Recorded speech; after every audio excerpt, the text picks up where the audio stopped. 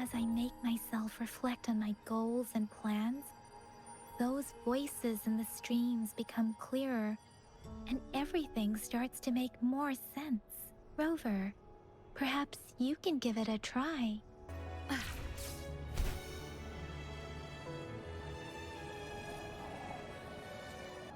This must be the place. I sensed something ominous from the leaf back there, but I couldn't pinpoint its source. And now, the hatred and pain is so strong in this place. I don't even need a...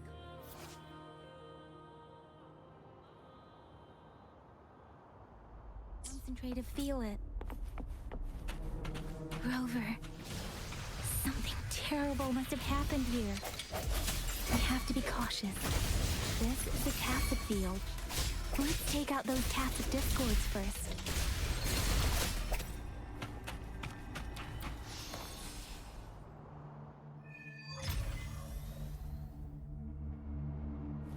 I think I found something, Rover.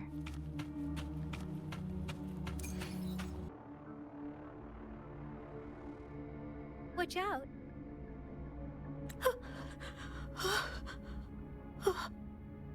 Something's not right. Why wouldn't it attack us? Brother.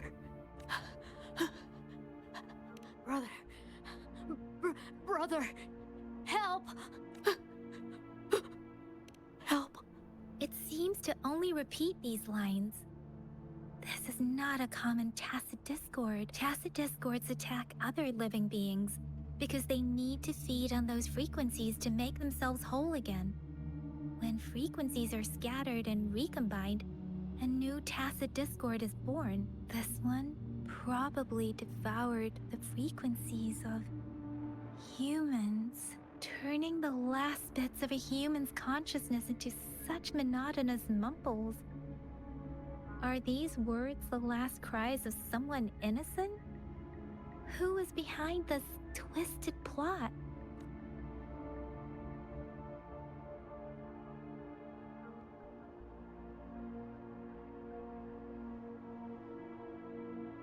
I'm sorry. No, that's beyond my ability. I just sensed some complex feelings from it. A mixture of deep sadness and eager anticipation. Rover, I think I know what's going on here. It seems to be begging for help, but it's not asking us to help it. I can sense the pained cries of this tacit discord. No, the cries of this whole village. The village is crying, waiting for rescue. Something truly awful must have happened here, and the victims' reverberations still linger. Based on the evidence we've found and the condition of these ruins, that didn't happen all too long ago. I can still feel it in the streams. Perhaps the tacit field has kept this village from being discovered. Or maybe someone has been intentionally concealing it. Anyway, there must be something we can do. We may find the victims nearby. I can feel someone connected to what happened here is still close. This place is dangerous. I'll inform Chuzia about what happened here.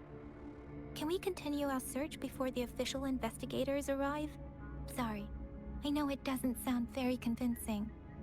It's just a hunch of mine, and I don't have any evidence to back it up.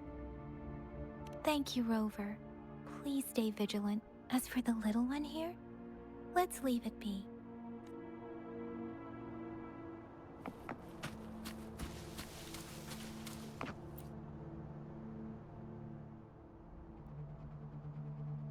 The area is a mess, but it doesn't look like a war zone. Someone was hurt and dragged away. Look, there are many footprints here. These are traces left by a fight. Someone was injured.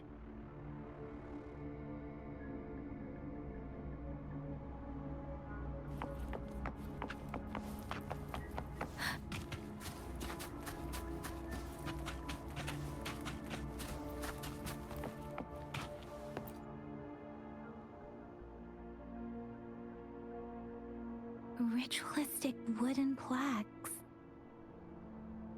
But why are they here? These plaques are usually placed in ancestral shrines, and they seem to belong to a different time. I remember reading about something like this. People held large-scale ancient rituals periodically in their villages, driven by certain beliefs. I see. Let's check somewhere else.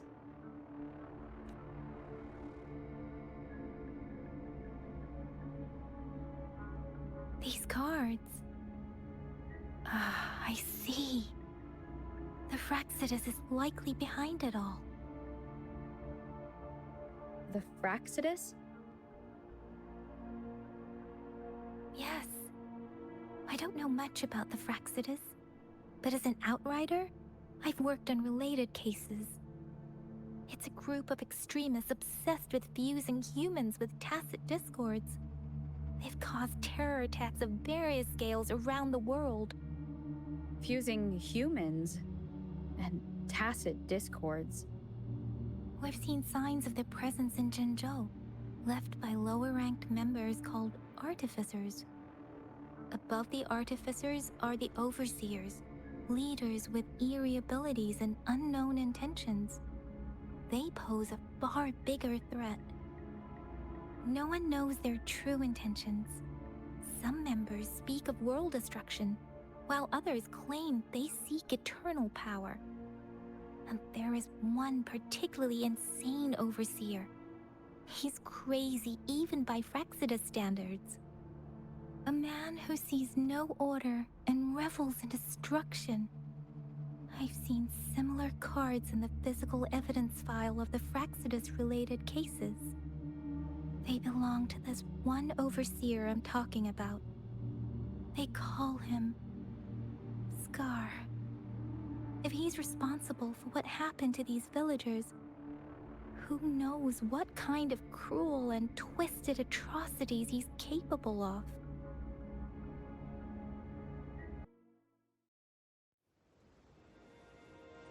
Huh?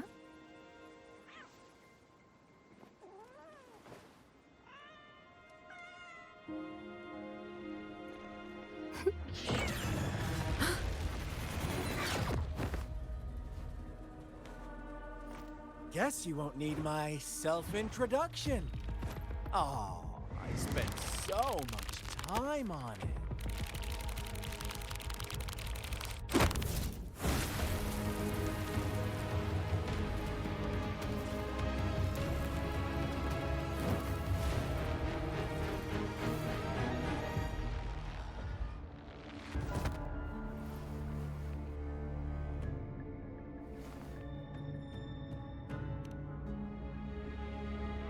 If you need to hear it from me, then yes, I am Scar. Cruel and twisted maniac.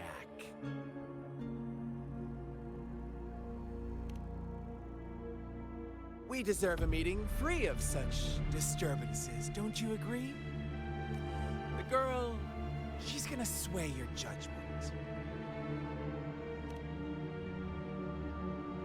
Don't worry. I don't plan to make you hate me just yet. She is safe now. Well, let's just enjoy our time together for the moment. Forget about that irrelevant person, will you? I have a lot to share with you. To begin with, I heard you've lost your memories. So, it's true. That makes sense, given how fragile you were when you woke up, or I would have questioned the authenticity of those rumors.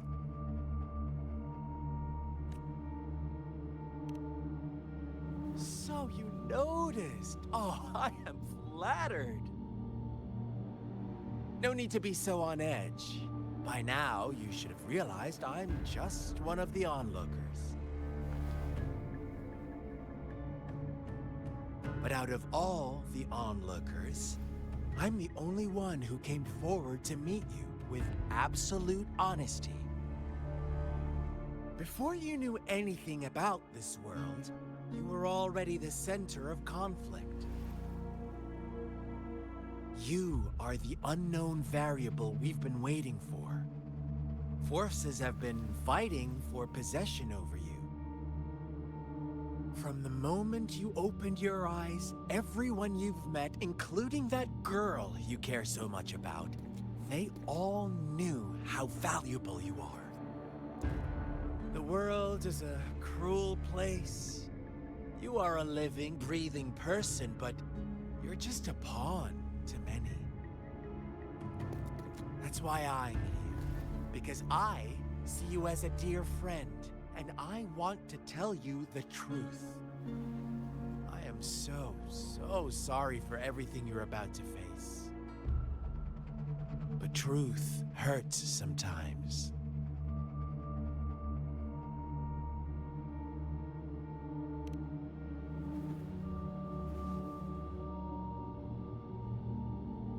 I know you are not one I can sway with simple words. My goal is simple. I just want to deepen our mutual understanding, nothing more. Come on. Observe the surroundings a little more and tell me what you see. As you learn more about this world, your true desires will surface. And our little game will become even more entertaining. And before that, I don't want anyone to disturb my precious alone time with you. That's all. Why do you have to assume we are the culprits? Maybe you should be asking me what actually happened here. I won't tell you everything just yet. That's too boring. As I said, why don't you take a look around and see for yourself? So go ahead. What do you see? Bravo! Didn't think you'd catch on to that. Now, what is the conclusion you've drawn?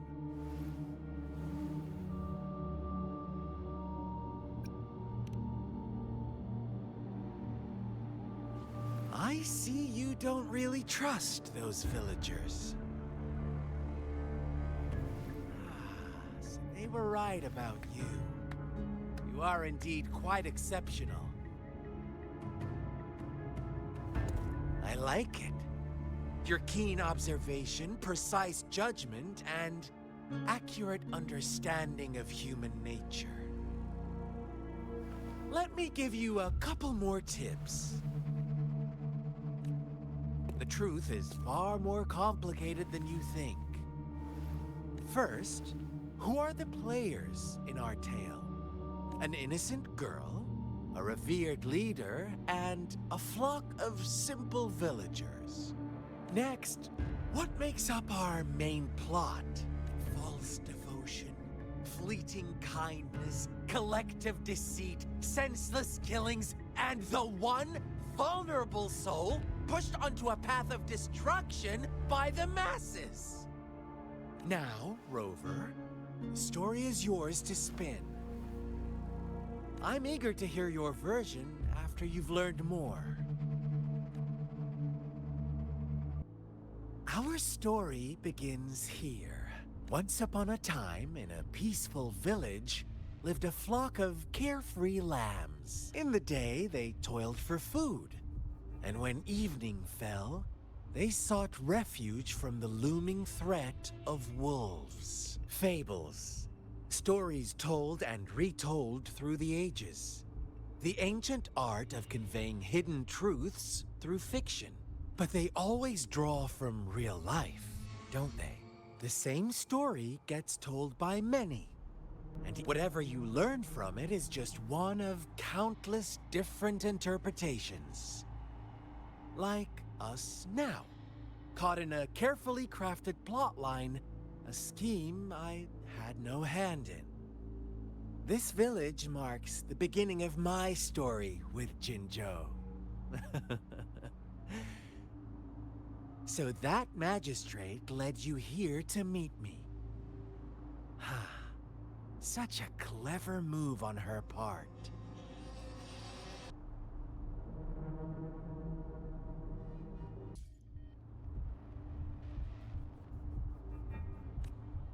One day, a shepherd visited the village. The shepherd brought them promises of abundance and protection. The lambs, drawn in by his words, soon lived in comfort and security.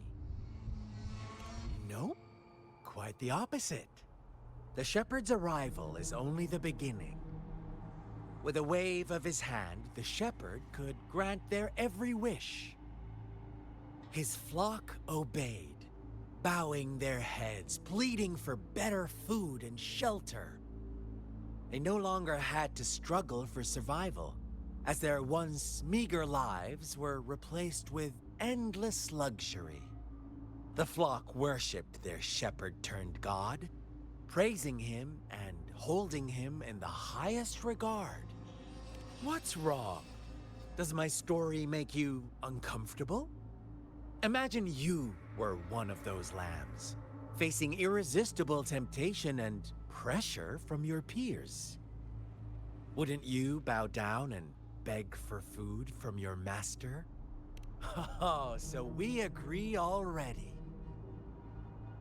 You are right, but the world we live in falls short of our ideals. The shepherd still reigns, and the lambs have grown complacent. It's up to the two of us to make that ideal world a reality.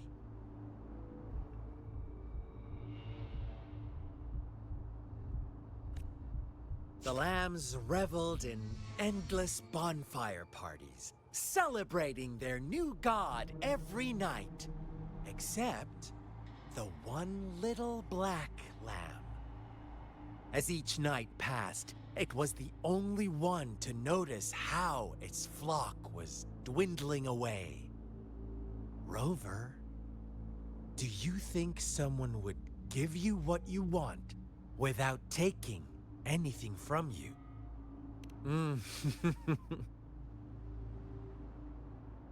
I once believed that too. Thought as long as I paid a high enough price, I could get my desired outcome. But true equality is scarce, always has been. The world was never a fair place, wouldn't you agree? To receive equal retribution, one must give more, and more, and more. When every wish comes with a hefty price, people weigh their options carefully. When they can make someone else bear the price, they all rush to make more wishes. They don't consider they too may one day pay for another's selfish desire. Funny, isn't it?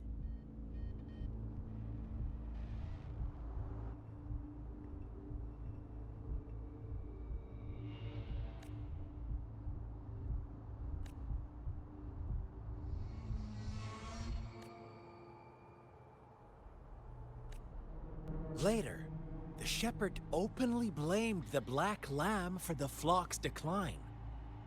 On the next day, the white lambs welcomed the rising sun as usual, but the black lamb was nowhere to be found. The shepherd introduced an unspoken rule to this village, one that our black lamb violated by telling the truth. Suddenly, the once doting god stopped fulfilling wishes, because no more sacrifices were being made. After witnessing the Black Lamb's actions and hearing from their almighty shepherd, what do you suppose the White Lambs did? Ah, those oblivious lambs. Little did they know the most fearsome demon was right under their noses. Well done. You didn't let any details slip. Now, I wonder, what is your takeaway from this story? Answer me and I'll reveal the truth of what happened. Who was the real culprit behind the diminishing number of lambs? Indeed, the direct culprit was the shepherd. He held all the power, fulfilling wishes at a price. The lambs knew the risks, yet succumbed to temptation. Unfortunately, in the face of such temptation, they disregarded all the hidden risks, as disaster had yet to befall them. If they were given another chance, I believe they would still choose the same path. Inevitably, they accepted their fate and paid the price when their time came. Now, my second question. What price did the lambs pay for their wishes? Of course, as always, life was the most valuable thing they had to offer. Here's my final question. What happened to the black lamb? Don't rush, Rover. Take your time. What is the truth you've uncovered?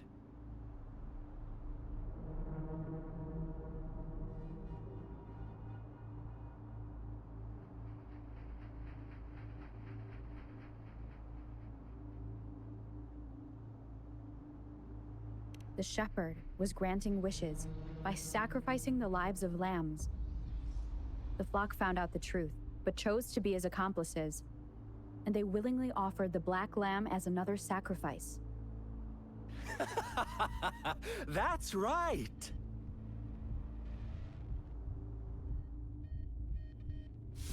Little lambs cowered and huddled in their village, terrified of the relentless wolf packs. Until a shepherd arrived, bearing the gift of wishes and providing shelter and sustenance. Slowly, the shepherd gained control over the flock, and the lambs lived contented lives. But this is not the end of our story. The shepherd found the solitary black lamb in his flock and offered to grant any wish it desired. In exchange, he wanted one of its companions as a sacrifice. The black lamb refused, and it was shunned by its flock, left without shelter or sustenance. After the black lamb's exile, more lambs continued to vanish. The shepherd then blamed the black lamb for breaking the rules. He withheld his wish-granting power as punishment.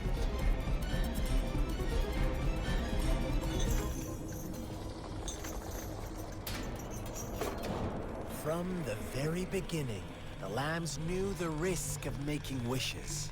They too could become sacrifices for those of others. But they always believed it wouldn't be them. Meanwhile, some lambs reasoned that since they had already risked being sacrificed for someone else's wish, it was then only fair to pass on that risk for a chance at fulfilling their own desires. So they continued to play the game. They all knew the consequences, but chose to remain silent. Fearful, yet greedy, they followed the shepherd's orders and made wishes again and again, until one day, a brave black lamb spoke up, shattering the flock's facade, their illusion of a peaceful and happy life.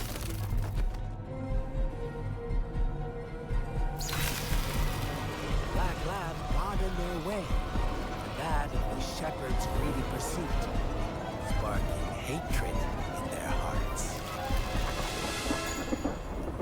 Suddenly, they could no longer ignore the blood and ashes of past sacrifices littering the ground.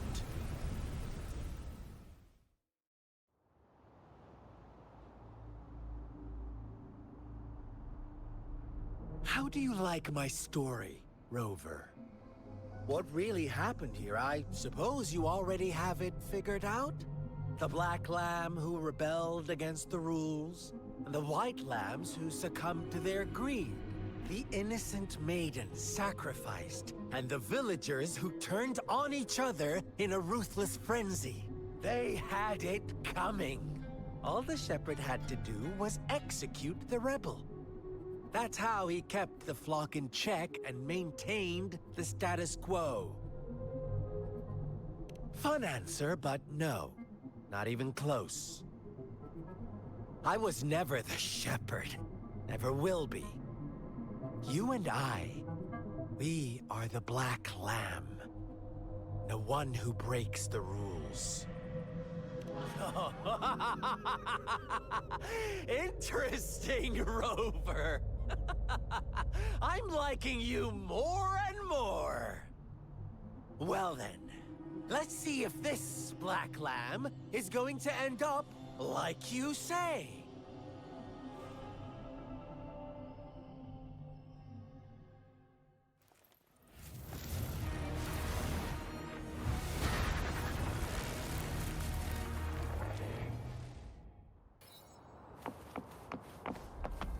Welcome to the realm of endless chaos. Now is your time. Oh, you found us already.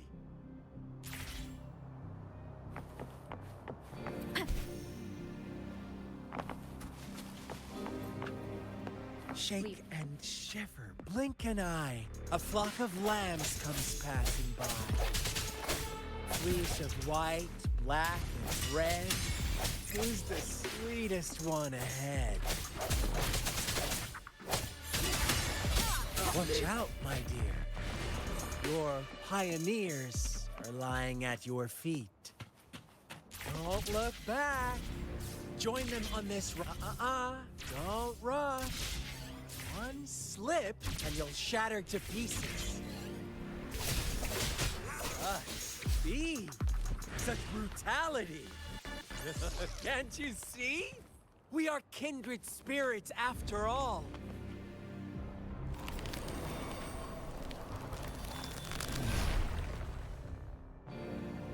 Tell me, do you want to be the rule-setting shepherd or the rule-breaking black lamb?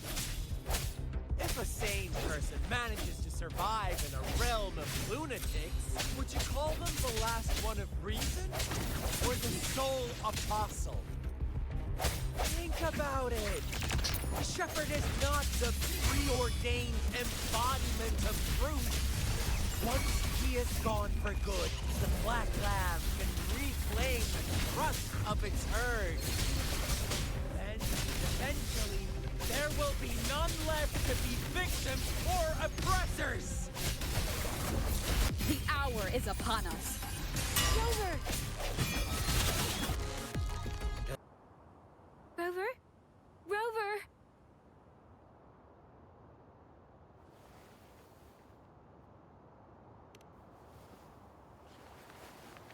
I shattered Scar's illusion. That should have injured him. Oh! Should I thank you for showing me mercy? Stay away from her!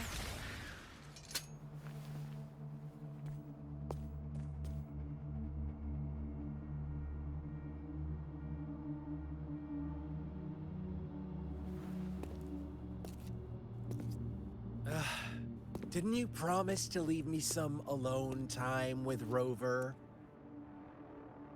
With one condition. I do hope you haven't let that slip from your mind. Don't let your improvisation trouble others.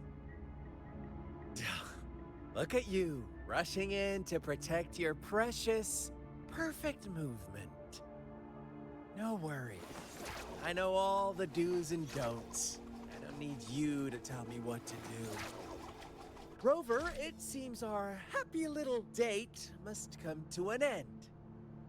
But don't forget my sincere reminders. Let me know what you choose. An unexpected gift? An honest and open exchange? Or a highly risky gamble? The choice is yours. I know how smart you are. You won't make a hasty decision. We'll meet again in the not too distant future. They're gone. Should we go after them?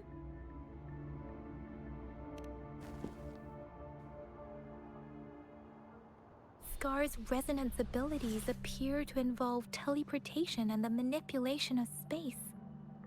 He trapped me in confinement, and I could only sense that it wasn't far from here. It took me some time to break that barrier. Sorry, Rover. If only I could have reached you sooner.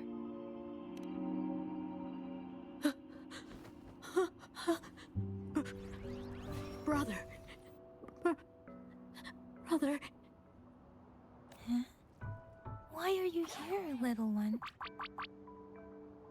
I've never seen any tacit discord display such vivid emotions. The brother had mentioned. Could it be... Yes, that is a possibility, since Scar had been here before.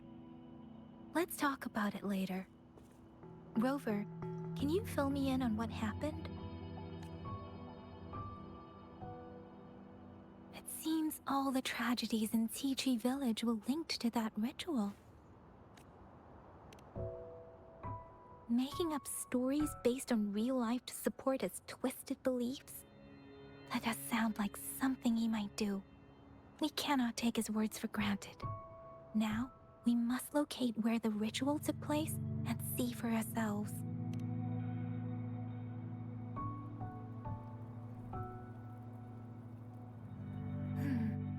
What's the matter? Two distinct frequencies of tacit discords. I see. I can feel it in the streams. Over there. Follow me. In the south.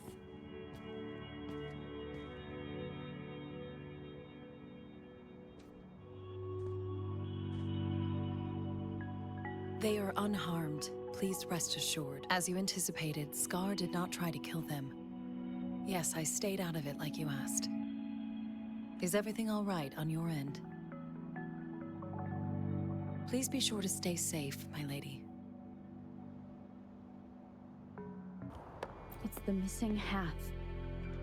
We can piece them together now.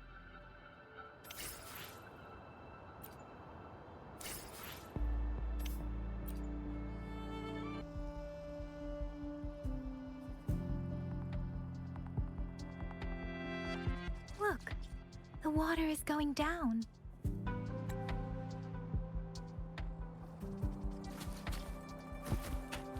I can't believe it. There is such a big opening down here. How odd.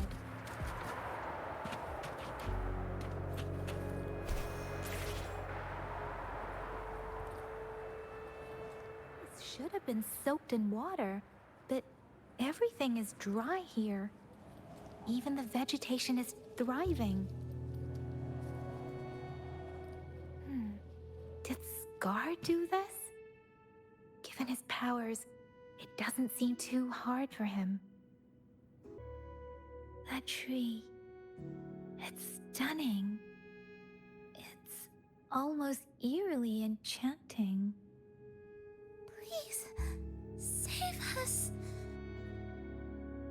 Are you trying to tell us about something hidden here?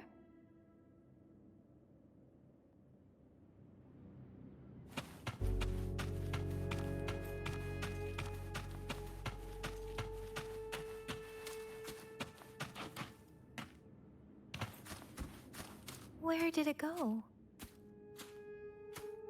Oh, is that a diary?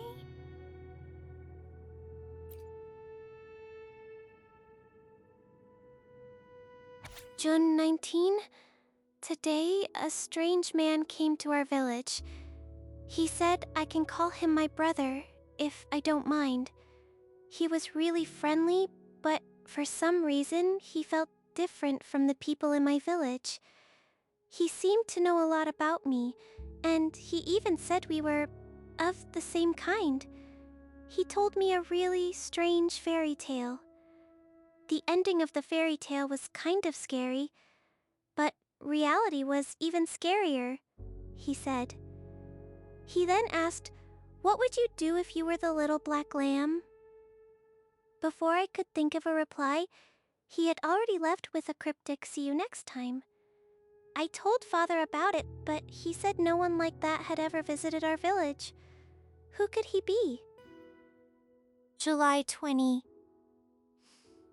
Sorry. I'm so sorry. If only I weren't so weak, I could have driven away those tacit discords. If Sissy didn't have to protect me, there must be a way. Father said I can manipulate the frequencies of tacit discords and humans. Sissy, I'm so sorry you look like this now.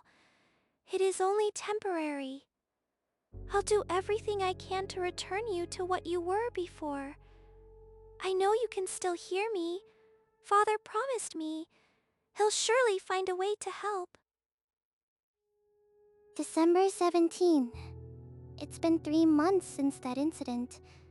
Father doesn't seem to remember I'm still keeping a diary. He gave the notebook to me, but if he found out I'd been writing about everything, he'd be so mad.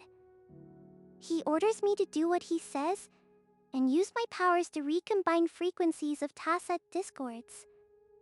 But if anyone finds out about the truth, that Sissy who went missing actually died trying to protect me, and then I turned her into a horrifying tacit discord, they will see me as a monster. I will be banished, and no one will ever understand or accept me with what I can do. No one? Except him? But will the dead really come back through frequency manipulation? And if so, what would happen to their shattered souls trapped inside their new bodies? I really don't know. February 8th. Every day I feel more and more uneasy. The people in the village are disappearing, and those tacit discords Father has brought back. I can't shake the feeling that something is very wrong. But I am trapped, like a moth to a flame, unable to escape this dark path. I don't know what my father did. It must have been something terrible for the tension and unease here. I am not allowed outside anymore, and when I ask why, he just brushes it off. If the price for my wish to come true is more bloodshed,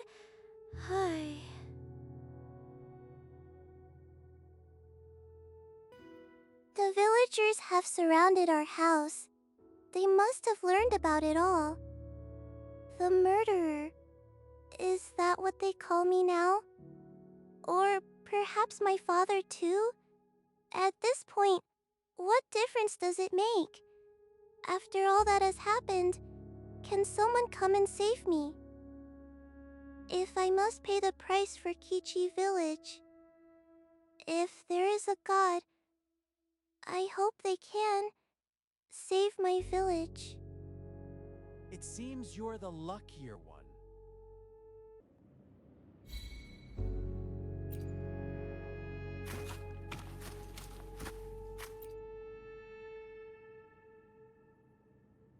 That girl just wanted to save her village. But those sacrifices didn't lead to redemption. I guess the tacit discord we saw stayed here to convey her last wishes. Please excuse me. It's getting a bit too cold here. Can we head back now?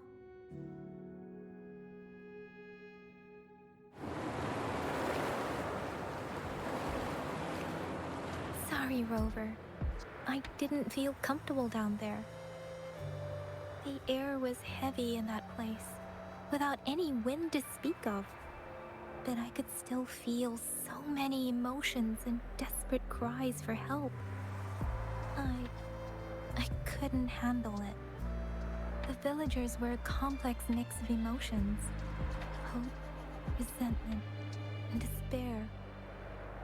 But as I read the diary, I could feel the intense sorrow and longing of its owner.